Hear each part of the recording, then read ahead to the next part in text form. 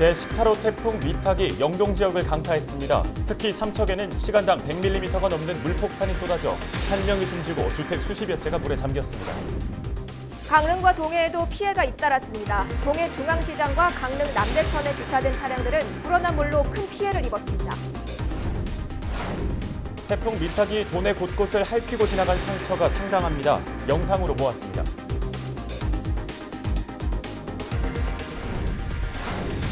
태풍으로 농작물 피해를 본 농민이 한숨이 깊습니다. 어떻게 하면 제대로 피해 보상을 받을 수 있는지 알아봤습니다.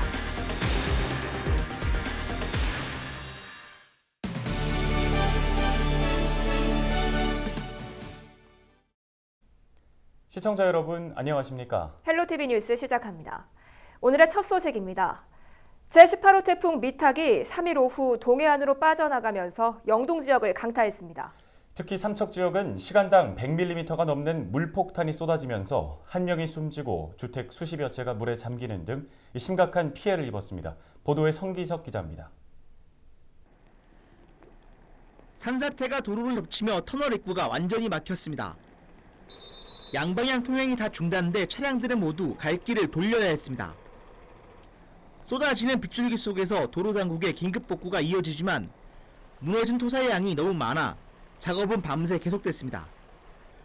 흘러내린 토사가 야산 및 집들을 그대로 덮쳤습니다. 구조가 필요한 사람들이 있다는 신고에 소방당국의 긴급 수색이 이어지고 노인 2명이 가까스로 구조돼 인근 병원으로 긴급 후송됩니다. 날이 밝으면서 태풍 피해는 더욱 참혹하게 드러나고 있습니다. 이곳 삼척시 신남항 주변 한 마을은 마을 전체가 태풍에 사라졌습니다. 아스팔트 도로는 아래 땅이 꺼지며 그대로 내려앉았고 오래된 집들은 세차게 흐르는 물줄기에 속절없이 부서졌습니다. 새로 지은 건물과 철제 컨테이너도 태풍의 위력에 힘없이 무너지고 널브러졌습니다. 도로 공사 현장 포크레인은 바닥을 보이고 쓰러졌고 전봇대는 삐딱하게 위태로운 모습으로 서 있습니다. 삼척시 원더급의 한 펜션은 앞마당이 폭삭 꺼져버렸고 인근 집과 차들은 반쯤 물에 잠겼습니다. 밤새 계속된 빗줄기에 주민들은 불안에 떨어야 했습니다. 따뜻따뜻 소리 나던 집이 있어. 그래서 이상하다. 이 콘크리트 집이 왜 갑자기 따뜻따뜻 밤에 소리 날까 하고. 그래 가보니까 그러니까 저 위에가 물이 찼는가 봐. 찼다가 물이 슬슬 빠진데 흙이 빠져나갈 거 아니에요. 그러면 공간이 자꾸 생길 거 아니에요. 그러니까 물이 쫙 빠져나가 내려앉아. 피해가 잇따르자 삼척시는 근덕면과 원더급, 정라동 등의 주민 대피령을 내렸습니다.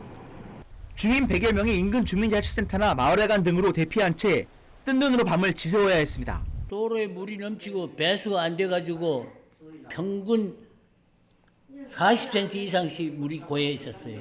아침 5시에 나와보니까 빠졌기 때문에 회관으로 왔어요. 태풍 미탁으로 도내에서는 현재까지 1명이 숨지고 3명이 저체온증으로 병원 치료를 받았으며 50여 명이 소방당국에 의해 구조된 것으로 파악됐습니다. 또 주택 81채가 물에 잠기고 8천여 가구가 정전으로 불편을 겪었으며 곳곳에서 도로 유실과 침수, 산사태 등의 피해가 잇따랐습니다. 강원도는 태풍이 완전히 지나가는 대로 정확한 피해 규모를 조사할 방침입니다. 헬로티비 뉴스 성기석입니다. 앞서 보신 것처럼 태풍 미탁으로 영동 지역은 큰 피해를 입었습니다. 이 밖에도 동해시 중앙시장은 하수가 역류하면서 점포 250곳이 피해를 입었는데요. 강릉시에서는 남대천에 물이 불면서 차량 수십 대가 침수되는 등 곳곳에서 침수 피해가 잇따랐습니다. 계속해서 박건상 기자가 전해드립니다. 제18호 태풍 미탁이 영동 지역을 강타한 3일 새벽. 사람들이 바닥에 물을 뿌리며 청소에 여념이 없습니다. 한쪽에서는 쏟아지는 물을 나무 판자로 막아보지만 역부족입니다. 동해시 동쪽 바다 중앙시장은 밤새도록 하수가 역류하면서 250여 개의 점포가 피해를 입었습니다.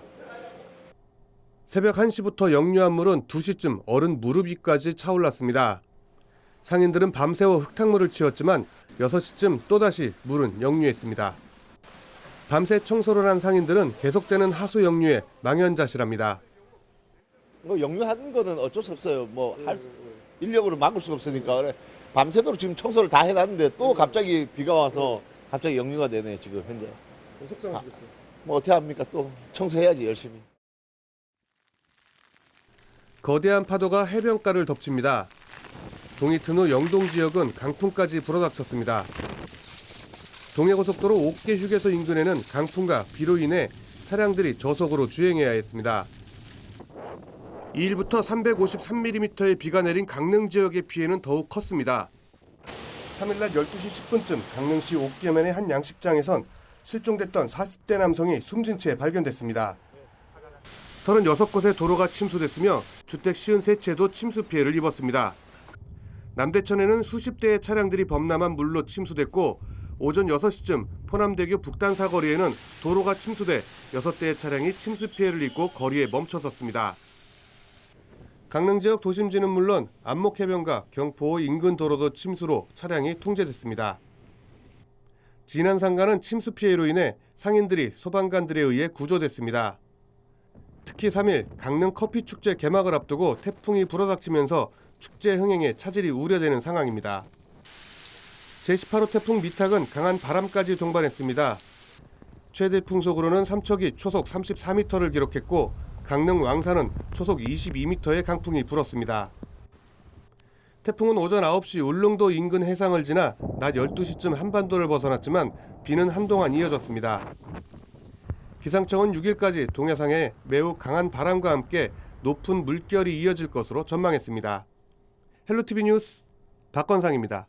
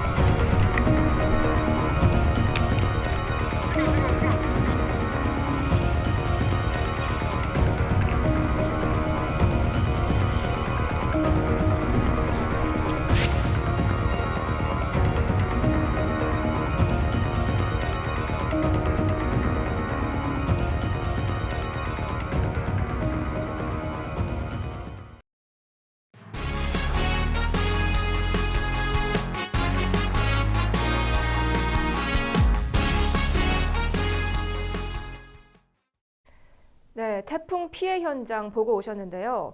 이 태풍의 규모가 어떻든 직접 영향을 받게 되면 주택에 물이 들어차거나 농사를 망치는 피해가 발생합니다. 당장 치우는 것도 걱정이지만 어떻게 복구하고 또 보상을 받을 수 있는지 궁금하신 분들이 많으실 텐데요. 태풍으로 인한 피해 어떻게 보상받을 수 있는지 알아봅니다. 박근수 기자의 보도입니다. 강풍에 쓰러진 대형 구조물이 지나가던 차량을 덮치고 하천변 주차장에 있던 차량은 갑자기 불어난 물에 완전히 침수됐습니다. 태풍이 올 때마다 차량 피해는 빈번하게 발생하는데 피해 보상은 가능할까? 자차 보험이 있는 경우에는 태풍 같은 천재지변으로 사고가 생겼을 때 전체를 보상받을 수 있습니다. 단 조건이 있습니다. 자치단체나 경찰 등에서 차량을 통제하는 구역을 진입을 한다거나 주차를 한 경우에는 보상에서 제외가 되고요. 또한 차량의 선루프를 하나 창문을 열어놓아 빗물이 침투한 경우에도 보상에서 제외가 됩니다. 주택의 경우는 풍수에 보험이 가입되어 있다면 침수 등의 피해를 입었을 때 유용합니다. 태풍뿐 아니라 홍수와 호우, 해일, 지진 등으로 인한 주택 파손과 침수 피해에 대한 보상을 받을 수 있습니다. 보험료의 절반 이상, 최대 92%까지 국가와 지방자치단체가 보조하고 있고 심한 바람으로 간판이 떨어졌다거나 이로 인해 누군가가 다쳤을 때도 관련 보상이 가능합니다. 수확을 앞두고 속절없이 떨어져 버린 과일, 강풍에 쓰러진 벼, 자연재해로 발생한 농작물 피해는 농작물 재해보험에 가입되어 있다면 보상받을 수 있습니다. 각 지자체와 농협보험사가 공동으로 재해로 인한 농작물의 피해를 보상해주는데 보험료는 20%만 본인이 부담하고 80%는 국가와 지자체에서 지원하고 있습니다. 만약에 농가에서 피해를 입었을 때는 즉시 사진으로 기록을 유지하고 현장을 보존한 후에 가입 농축협에 신고를 해주셔야 되고요. 피해자 현장 기록을 치워버린다든가 그러실 경우가 있을 때는 그건 절대로 안 되기 때문에. 피해가 극심한 경우에는 보험에 가입돼 있더라도 농업재해대책법에 따라 국가적인 지원이 이뤄지기도 합니다. 이 밖에 태풍으로 항공기가 결항돼 예정했던 여행을 하지 못할 경우 공정거래위원회 소비자 분쟁 해결 기준에 따라 숙박이나 여행사 패키지 상품 등의 계약금은 전액 환불받을 수 있습니다.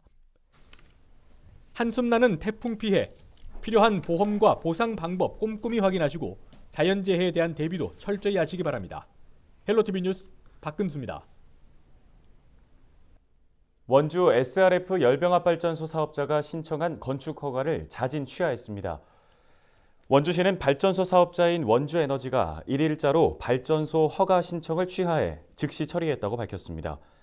원주에너지는 관련법상 신재생에너지 공급 인증의 마지막 기회인 9월 중 건축 허가를 받지 못해 내린 결정이라고 설명했습니다.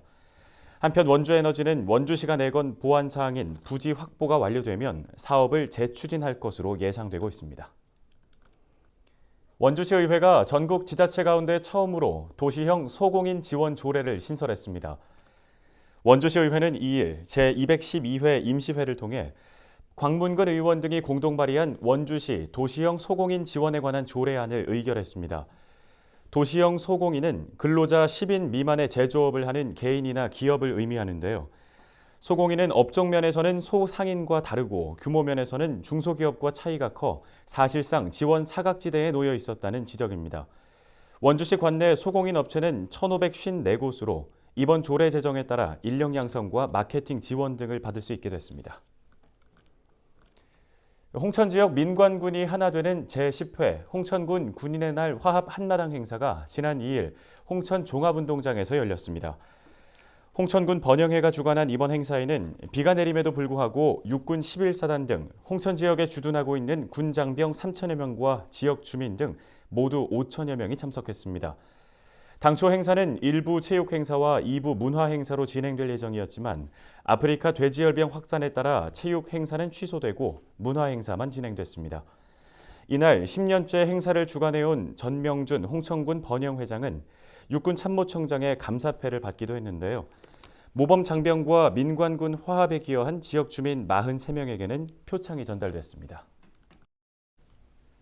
항공운항증명 취득 막바지 단계를 밟고 있는 플라이강원이 5일부터 제주, 김포, 무안 노선에서 시범 운항을 진행합니다. 이번 시범 운항은 플라이강원의 항공기 안전과 운항 능력을 검증하기 위한 것으로 시범 운항 비행 시간은 야간 10시간을 포함한 총 57시간입니다. 플라이강원의 이번 비행은 항공운항증명의 마지막 단계인데요. 이번 시범 운항에서 문제가 발견되지 않는다면 플라이강원은 올 11월 취항이 가능할 전망입니다. 도청 이전에 관한 어떤 정치적인 결정이 아니라 합리적이고 경제적인 어떤 결정에 따라서 이루어졌다라는 것을 대외적으로 공표할 수 있는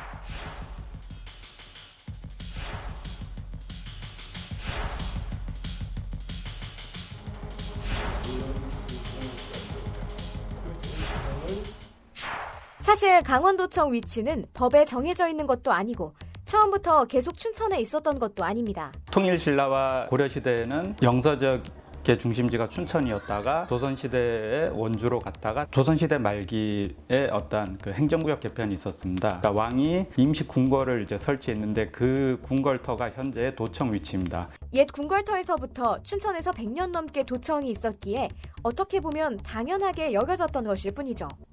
사실 강원도 전체로 보면 영동과 영서 지역 모두 지리적 접근이 용이하도록 중심에 있는 것이 타당합니다.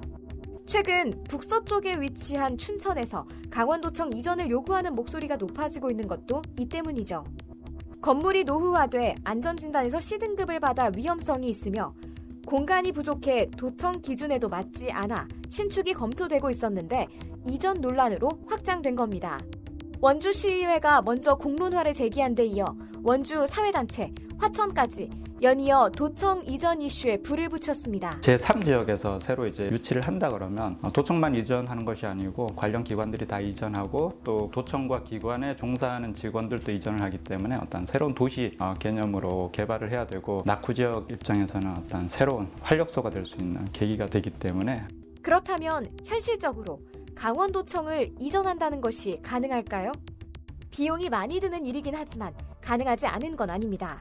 실제로 지금 경북 안동에 위치한 경북도청, 홍성에 있는 충남도청도 최근 신도시를 지어 이전한 겁니다. 대구는 대구광역시라고 또 다른 그 광역자치단체인데 경상북도를 관할하는 도청 소재지가 타 광역자치단체인 대구에 있었기 때문에 위치 자체를 옮겨야 되는 그런 상황이었고 충청남도도 똑같은 상황입니다. 그 경우에 있어서는 그 중앙정부에서 도청 이전에 관한 특별법을 제정을 해서 그 이들 지역에 대해서 중앙정부 차원에서 지원을 해준 바가 있습니다. 사실상 관할 지역과 도청 소재지가 일치하는 강원도는 앞선 지역의 사례들과는 조금 다르다고 전문가들은 입을 모았는데요. 그렇다면 강원도청을 이전한다고 하면 어떤 점들이 고려되어야 할까요? 가장 중요한 부분이 이제 경제성 부분, 그다음에 이제 부지 확보의 용이성, 이미 부지가 확정이 되었을 경우에는 향후에 확장 가능성, 발전 가능성, 환경적으로 또 위해성이 없는지도 또 봐야 되겠고요. 기존에 있는 행정구역이 있는 상태에서 옮길 경우에는 행정의 안정성, 이런 측면들도 또 고려될 필요가 있다고 생각이 됩니다. 사실 지금 터져나오는 이전 논란의 핵심은 춘천 내부에서만 지역을 선정하려고 하지 말고 강원도 전체로 가능성을 확대하자는 겁니다. 도청 이전에 관한 어떤 정치적인 결정이 아니라 합리적이고 경제적인 결정에 따라서 이루어졌다라는 것을 대외적으로 공표할 수 있는 그런 사안이 될 수 있겠고요. 그것이 결국에는 강원도 전체 내에 플러스가 되기보다는 주민들 간에 또 지자체 간에 갈등을 불러일으킬 수 있는 여지가 많이 있기 때문에 타당성 조사라든지 적지에 대한 검토가 타당성 조사가 곧 절차적 합리성이 되고 갈등을 최소화할 수 있는 실마리가 된다는 겁니다. 한쪽에선 논란이 사그라들 것인가에 대해 의문을 제기하는 목소리도 나옵니다. 경제적 타당성 조사를 하는 과정에서 지역 간 과열 양상을 보일 수 있다는 겁니다. 결국 타당성 비용과 시간은 들여 주민 간 갈등의 시한만 낳을 수 있다는 거죠. 실제로 지역 내 갈등 문제는 앞으로 더 확대될 조짐입니다.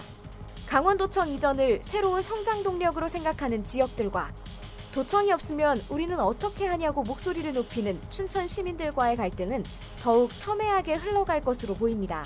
원주에 이제 혁신도시가 들어왔습니다. 공공기관들이 들어왔는데 그것보다 더 큰 규모의 어떤 신도시가 만들어져야 되는 상황인데 그런 상황을 우리가 해결할 수 있을지 도청을 건설하고 거기에 맞는 도시 인프라를 건설하고 그것을 하기 위한 재원을 조달하고 이런 부분들에 있어서는 조금 회의적이지 않나. 여러 가지 산업시설이나 또 경제 상황들이 여의치가 않다 보니까 도청과 같은 상대적으로 규모가 큰 관공서가 입지했을 경우에 따르는 지역경제 유발 효과, 이것이 상당히 크다라고 볼 수 있습니다. 강원도청을 둘러싼 강원도민들의 갈등, 우리는 어떻게 바라봐야 할까요? 내가 살고 있는 지역이 발전하고 내가 살고 있는 지역에 많은 시설들이 입지해서 편리하고 또 윤택한 생활 공간을 만들면 가장 좋습니다. 제 문제는 이런 부분들을 누구나 다 원하는 것이기 때문에 내 앞에 오지 않으면 다른 부분들은 다 반대하는 성향이 있다는 것이죠. 그래서 강원도 전체의 입장에서 또는 국가 경제 전체 발전의 입장에서 살펴볼 필요가 있다 생각이 들고요. 이 도청 이전만큼은 도민 전체의 관점에서 도민들이 관심을 갖고 또 균형적으로 바라보면 강원도의 행정, 문화, 교육의 구심점이 되는 강원도청. 단순 우리 지역에 무조건 와야 한다는 지역 이기주의를 넘어 강원도민 전체를 위해 가장 적절한 위치는 어디인지 모두가 머리를 맞댈 시점입니다. 강원도청뿐 아니라 앞으로 더 늘어날 도내에서의 갈등들, 우리가 어떻게 슬기롭게 헤쳐나가야 하는지 시사점을 던져준 것은 아닐까요? 도청 이전 논란, 우리는 어떻게 바라봐야 할까요? 또 어떻게 해결해 나가야 할까요?